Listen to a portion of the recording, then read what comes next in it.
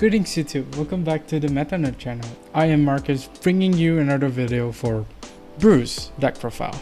So yeah, I did mention that there will be a updated Bruce deck profile. So this is that video, and hopefully you guys could basically just have fun with it. Although this will change once DBT09 hits, because you know DBT09 has Bruce already. So this build will suffice until DBT09, although it's not going to be the strongest, but it's good enough. I think this will be quote-unquote the best build out of all Bruce's build, but still, the meta game is changing day by day. As people figure out stuff out, I think it will not stay that way for long, because you know, Persona Right as well as a Grade 4 build, they are kind of similar, and both of these and both Bruce actually works within this deck. It's basically how you want to see the deck function. So it's basically up to you in terms of whether or not you will want to go with this deck profile. So it's basically up to you on how you want to build Bruce, because it's very flexible at this point. There are certain scenarios where you will prefer the Grade 4 over the Grade 3 and vice versa, but still, for this build, of course, I am a big fan of the Grade 4, but after switching over to Persona Right, it feels a little bit more comfortable in terms of piloting the deck, because we will get in detail once we go through the card list that is being played in this deck. First off, of course, is the general build. This is the deck that I've been testing heavily in terms of Bruce. This deck, as you can see, the standard right line, Julian and Persona Right, as well as some very interesting units being run here. I will go through them in detail once we get into the individual card choices that I make for this deck. And of course, if you want to view this deck at any time, feel free to basically take a screenshot with my face here, or you can basically copy the deck code on top of me. So either way works, as long as you're able to basically take reference of this deck. So for the trigger lineup, I guess this is probably going to be the best optimal trigger lineup for Bruce until we know what the new Bruce is gonna do. So this will be like a very standard one. Each and every build within Bruce is gonna use this lineup. There's nothing really much you can change, although you could sacrifice some of your crit for a 4th draw, but in many cases I don't think you need the 4th draw, because technically the whole deck runs at 4 draw. The over trigger does draw you a card. You can go for a more crit focus, but I don't really recommend that, because you will be sacrificing 20k shield front triggers, which is very important for your survival until 4th turn. But in the long run, I think this will be a better lineup to be run. Next, of course, is Sentinels.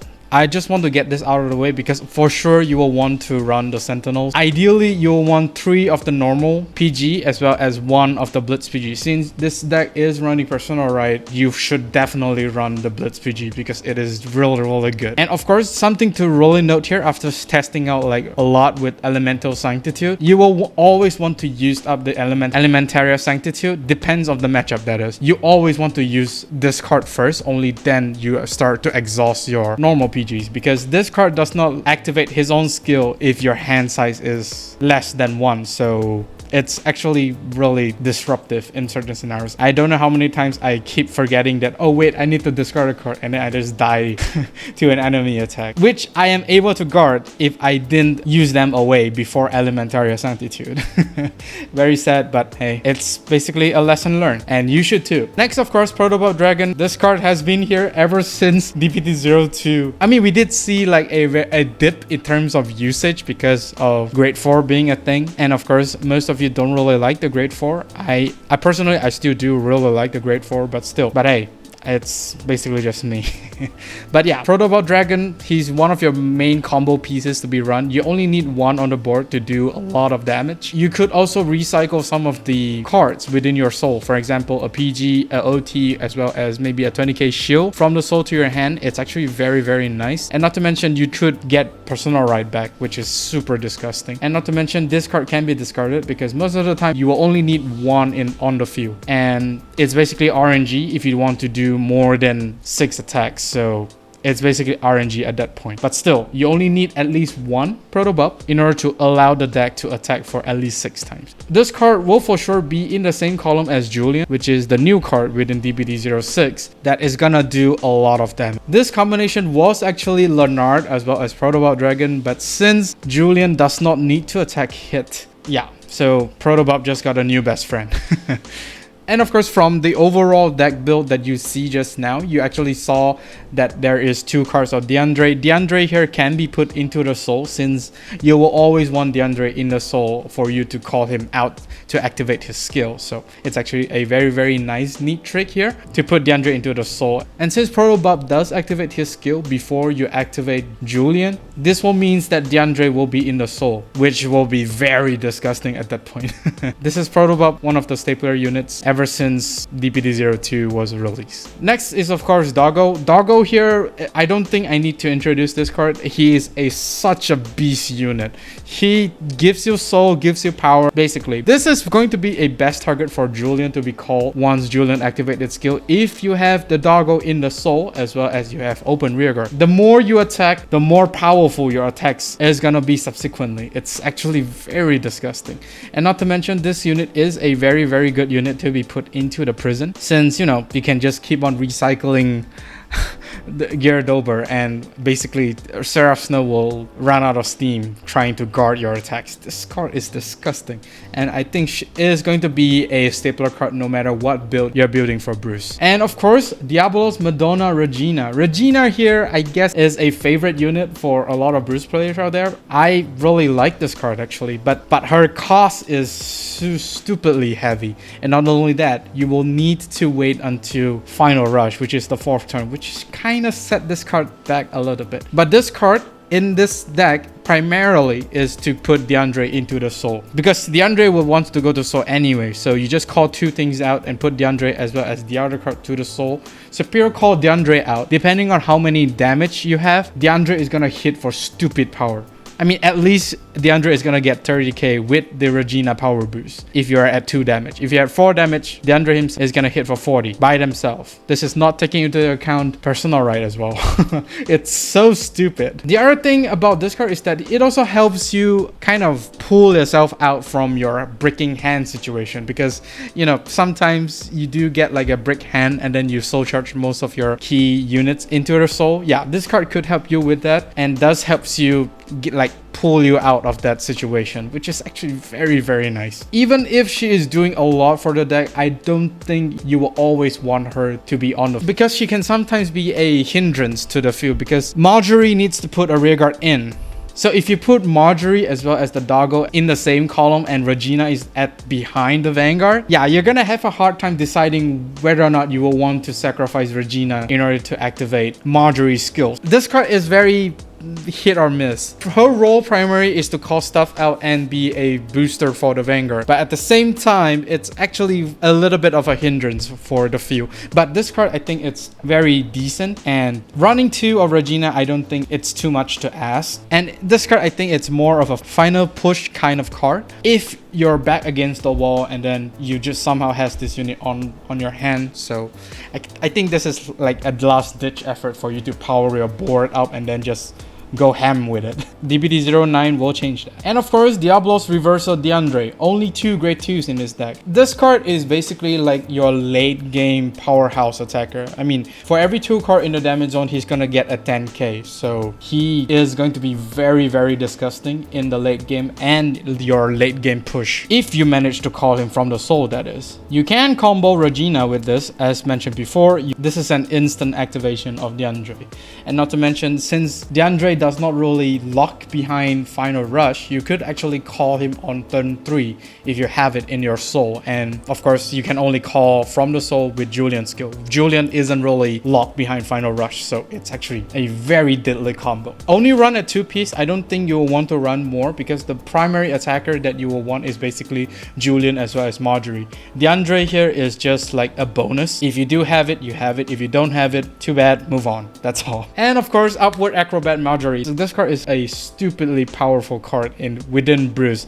This card is going to be stapler for a long time, unless of course Bushiro decided to not give Bruce Final Rush. This card gains a 10k power, gives you soul, as well as draws you a card. And not to mention, sometimes clearing your board is also a plus, especially against retiring decks out there. This card, together with the personal right, this card is attacking for 33k, which will demand a 25k, which is something that I kind of underestimate until I actually go against a fellow Bruce player who is using this build. Well, not exactly this build, but still. the basic concept is there. It caught me off guard.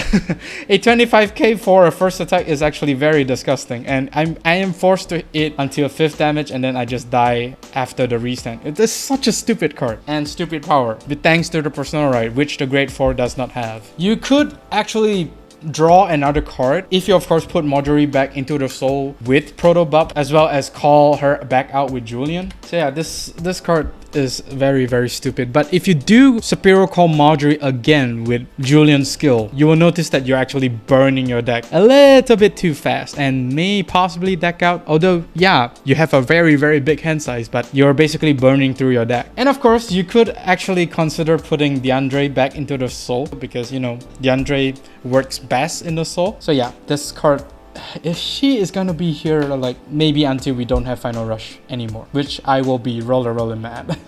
But yeah, that's Marjorie. And for the new card, the latest player that Bruce actually has, Diabolos Diver Julian. This card is a powered up Leonard. I have mentioned this before, but this card does not need to attack hit, which is so stupid. Luckily, this card was not introduced alongside Leonard. If so, I think this card will definitely get hit.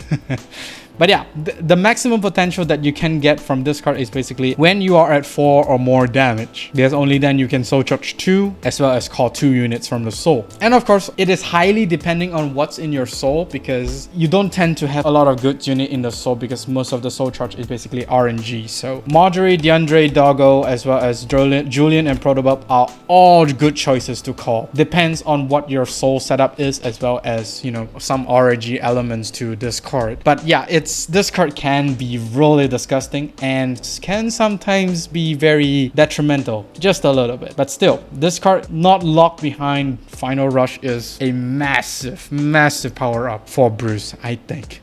This card is just disgusting. Next, of course, is the order card, Helheim Fervent Rage. This card, I think it's not like the most noticeable order card, because we have Pandemonium as well as Hellblast. That is super meta defining for Bruce. But this card, you don't see a lot of people running this card. The sole reason here is that this card does not have the equivalent output for cards like Hellblast as well as Pandemonium. But this card within this deck is a very nice addition, since you do use one counterblast from Regina to put, you know, Diandre as well as another card to the soul. That whole cost is basically free, and not to mention you're able to basically get out of hand bricking situation, which is actually very nice. The 5k from this order card is actually very nice and gives a column a 10k boost, although you could give separate columns the 5k, but still most of the time you will want to give the 5k to Julian as well as Protobulb, because those two cards are insane. Even without the front row 10k, I think the power up from cards like Julian or as well as Marjorie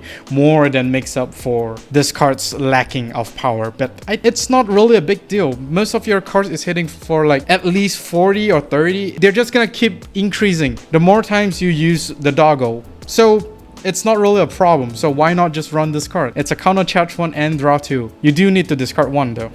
And not to mention, if you do use up your counterblast and your opponent starts to damage deny you, this card could help you out. You only need at least 2 counterblasts to attack 6 times. 1 from Protobulb, 1 from Julian. That's basically it. This card actually does a lot. And it's very sad that not many Bruce players out there is utilizing this card. This card, I think it's one of my favorite order cards. And of course, the personal right Bruce. Yeah, there's no grade 4 in this build. Although if you want to run grade 4, feel free. It's still workable as long as you have your card pieces as well as your resources available. Yeah, the grade 4 also works, but you will hit slightly less power due to not having access to the personal right power. But the Vanguard does restands, which is something that the regular Bruce does not do, and this actually makes your center column more threatening. So yeah, it's very disgusting.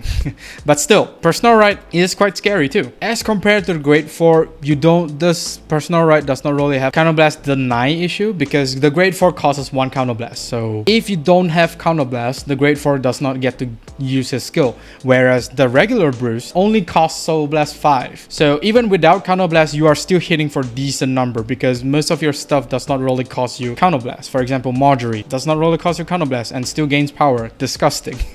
And also, one of the very nice part about this deck is that you can keep on personal riding provided you have Protobulb as well as one counterblast, and of course you definitely will have Bruce Inner Soul. So it's actually very nice and very recyclable with Protobulb. It's actually very disgusting. And that is all for this video. Do let me know down in the comment section of what do you think for this deck profile. For now, I think this is the best Bruce can come up with the existing support, but sadly Bruce is not performing as well because we have the busted youth perk in the meta at the moment, so there's nothing really much we can do about it. We're just gonna wait until DBT09. Do like and subscribe if you like this video, and of course during the bell notification icon so that you don't miss a video I upload. With that being said, I'll see you all on the field.